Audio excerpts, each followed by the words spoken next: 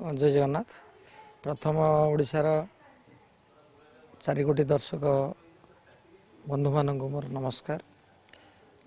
मु प्रथम कही आमर 2टा जाक नाटक बहुत भल होती 19-20 2टा जाक नाटक किए कौच बौल बो भल तो किए कौच एड़ा भल। तेणु ये कथा है बस्तार प्रथम राति प्रथम शो पर जे लोक पकई भाइराल हो गला से लोक को ओडिशा लोक जानीगले। तेणु सिंहवाहिनी नाम विषय जी कौच भाइराल हो कौच से कथा कुछ भी। तेणु लोके भावुंट जे सिंहवाहिनी बाबद गोटे किसी कहीदेव आम भाइराल हो आम गोटे ओडिशार लोक आमको चिन्हजे।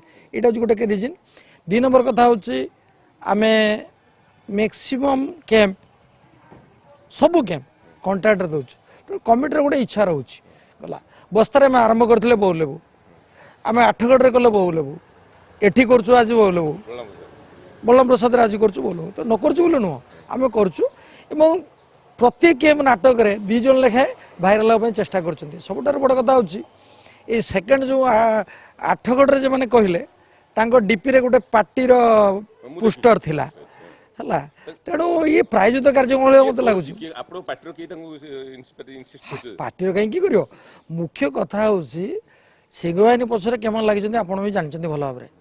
कारण ओडिशार अनेक लोक सिंहवाहिनी पछरे अच्छा कारण सिंहवाहिनी को सही पार ना यही कारण लगी मोर विश्वास ना आ गोटे रिजन हो पारे से निजक भाइराल करने कर कथा। बहुत भल मो हिसाब से बौलबू नाटक गोटे बहुत भल नाटक निश्चित सबू कैंप हम